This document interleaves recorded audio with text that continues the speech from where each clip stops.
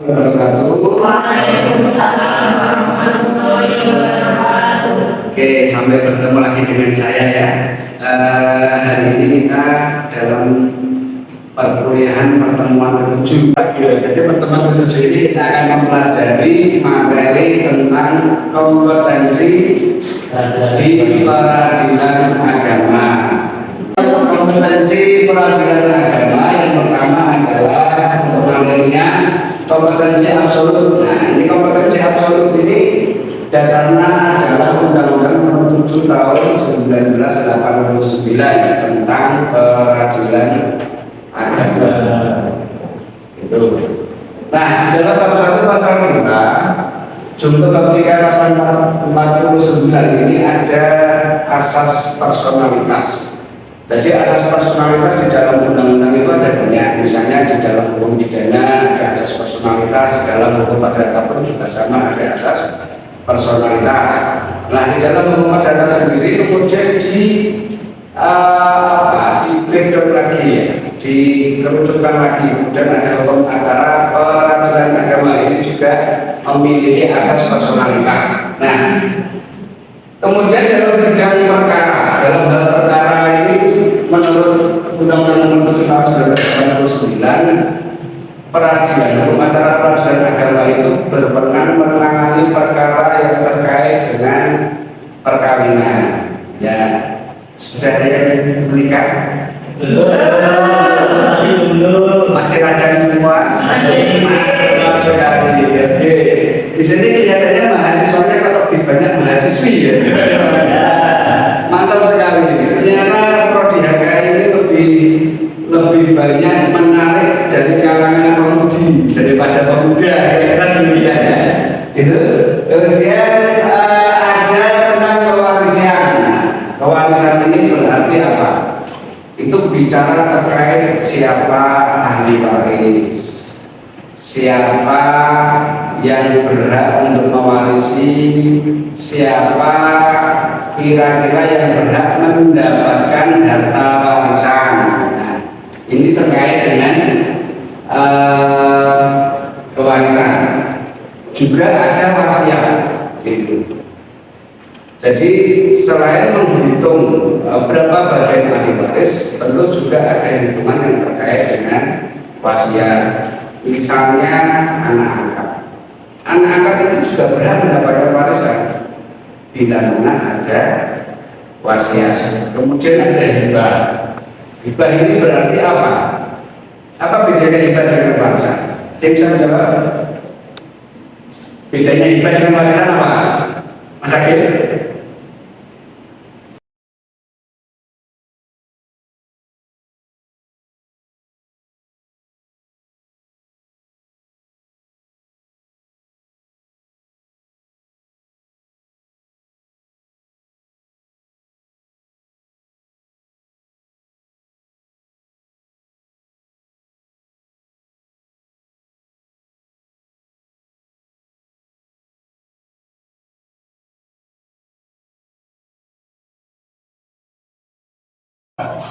Silakan dijawab. Oke. Rika, hibah apa hibah?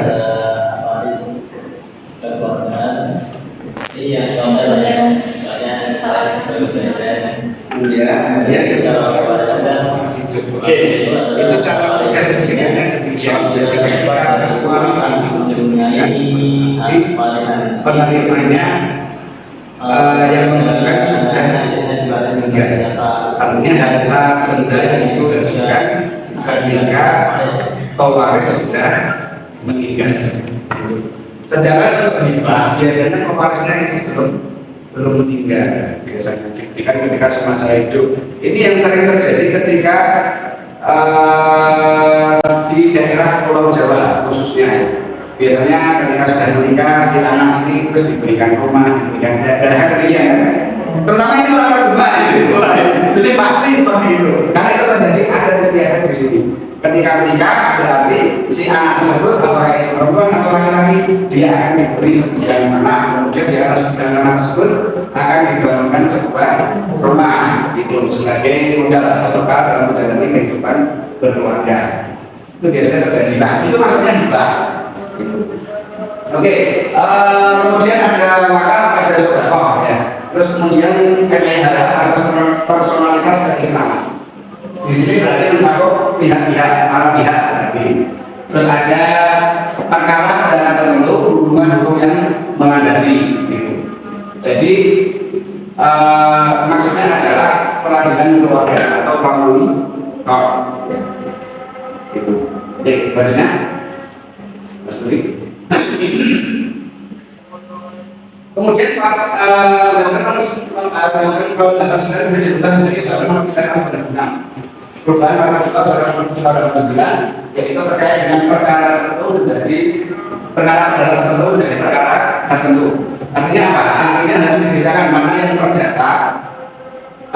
yang perdata khusus terkait yang dinamakan tertentu. Nah, bidang perkaranya kemudian bertambah. Ada zakat, ada infak, kemudian ada ekonomi syariah sebagai penambahannya. Nah, ini juga disebut juga sebagai perluasan asas personalitas tadi. Seperti yang sudah saya jelaskan di atas.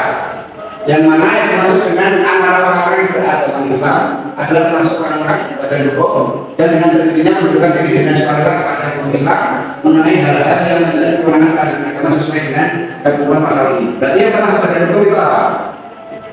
Basnas itu yang mengurusi tentang zakat, ya, itu juga termasuk badan hukum. Terus apa lagi? Apalagi?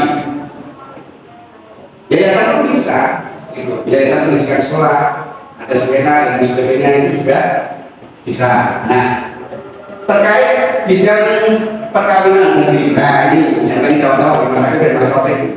Bila mana ini mengajukan sebuah perkara perkawinan, saya mau beristri berapa? Ya misalnya, dan ini ada persyaratannya. Yang pertama harus mendapatkan izin istri pertama. Boleh. Kalau istri pertama bolehkan, silakan menikah secara resmi. Tidak apa-apa, boleh. Sampai 40 boleh. Sampai 50 juga boleh. Tapi ya kalau harus bisa ya. Izin melaksanakan perkawinan bagi orang yang belum berumur 19 tahun. Kalau ini bagus 1 tahun, itu berarti terkait dengan hukum perdata. Ya, tapi kalau di dalam hukum perkawinan, maka usianya baik laki-laki maupun perempuan berusia 19 tahun. Ini sudah 19 tahun semua belum? Ya. Menang. Dalam Aziza sudah 19 tahun. Berarti kalau mau menikah tidak perlu izin lagi. Iya, gitu ya. Terus kemudian ada dispensasi kawin ini gunanya ketika menikah kurang dari 19 tahun maka membutuhkan dispensasi kawin. Dispensasi kawin itu diajukan kepada KUA, kemudian KUA yang memberikan persyaratan, kemudian oleh yang bersangkutan dimohonkan ke pengadilan agama. Nah, tentu bisa sewa amri sebagai lawyer misalnya. Ya. Itu. Ada juga perkawinan melakukan perkawinan oleh pegawai tuntutan nikah bisa jadi ditolak. Karena berbagai alasan ditolak, bisa dengan semenjak persesuaian atau dia sudah tercatat sebagai menikah, ternyata dia mau menikah lagi tanpa izin. Nah itu kalau boleh menolak. Terus kemudian ada pembatalan perkawinan. Nah ini perlu dibatalkan. Ada suatu kasus orang TKI di Korea, dia pulang, itu dia menikah karena TKI tertulis sebagai seorang jejak. Padahal sebenarnya di Korea dia sudah menikah dengan orang Korea, akan tetapi belum dilaporkan. Ketika dia tiba di Indonesia, harusnya dia melaporkan bahwa saya sudah menikah dengan warga negara Korea beralamat ini gitu, untuk bicarakan. Tapi dia tidak melaporkan itu. Hingga pada akhirnya apa? Dia sudah menikah, sudah berjalan beberapa bulan. Kedubes Korea telepon. Saya mencari orang yang berwarga negara Indonesia bernama ini beralamat di sini. Apakah benar dia sudah melaporkan ke temannya? Kalau belum, kami ingin mengkonfirmasi bahwa dia sudah menikah dan sebagainya itu. Ternyata baru dicek pihak Kemenang Pusat, telepon pihak KUA, karena kebetulan ini kasus di daerah Gerobogan.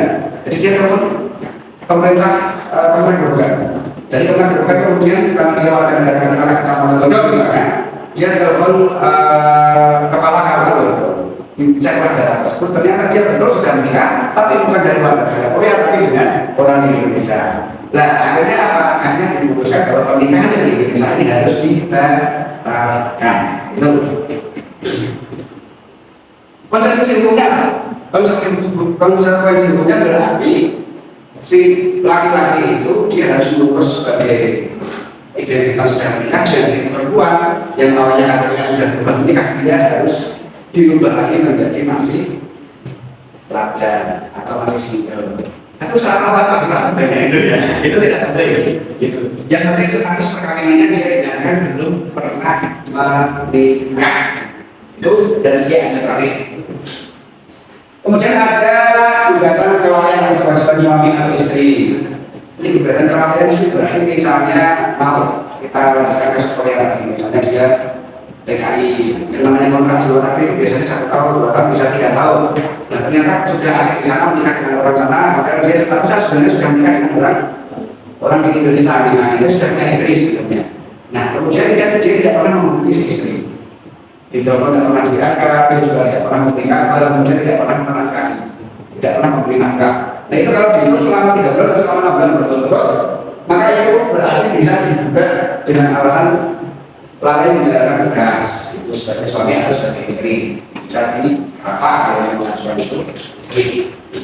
Kemudian ada perceraian karena talak, ada gugatan perceraian, ada penyelesaian data bersama, ada juga dengan penguasaan anak. Besok di sini dulu. Ada yang bertanya? Silakan. Saya mau bertanya. Oke. Apa makna dari asas personalitas? Oke, pengertian dari Asas personalitas. apa yang dimaksud dengan asas personalitas? Oke. Ada yang lain? Apa yang dimaksud dengan asas personalitas? Asas personalitas itu sebenarnya terkait dengan penanganan atau pelayanan dalam perkara tertentu. Misalnya, hukum perdata itu juga terjadi. Ada hukum keluarga, ada hukum benda, ada hukum pernikahan, ada tentang kebebasan. Nah, di dalam hukum perdata, hukum keluarga itu masih dipecah lagi. Ada hukum perdata murni, yaitu untuk golongan Eropa, golongan Timur Asing, ada untuk golongan pribumi. Nah, kalau di breakdown lagi itu menjadi terfokus kepada keagamaan. Jadi asas personalitas di dalam kompetensi absolut hukum acara peradilan agama ini dimaksud perkara yang penanganan perkara di dalam hukum acara peradilan agama dikhususkan untuk orang-orang yang beragama Islam. Gitu. Jadi selain beragama Islam, dia tidak masuk asas personalitas di dalam hukum acara PK. Masuknya kemana? Hukum acara perdata saja, atau hukum acara pidana. Bisa jadi langkah ke sana. Jadi peradilannya berbeda. Kalau di sini dia lahirnya peradilan agama, kalau hukum perdata atau hukum pidana maksudnya pengadilan negeri. Oke. Oke, itu saja ya. Oke, kita akhiri perkuliahan hari ini. Tapi sebelum itu saya memiliki sedikit pertanyaan-pertanyaan yang memberikan pengetahuan tentang moderasi beragama. Jadi silakan kita kuisis tadi di HP-nya masing-masing. Ruang lingkup moderasi beragama antara lain. Keadilan, keseimbangan, dan toleransi. Itu sekali. Banyak yang memahami tentang moderasi beragama. Jadi itu saja perkuliahan hari ini. Saya tutup. Assalamualaikum warahmatullahi wabarakatuh.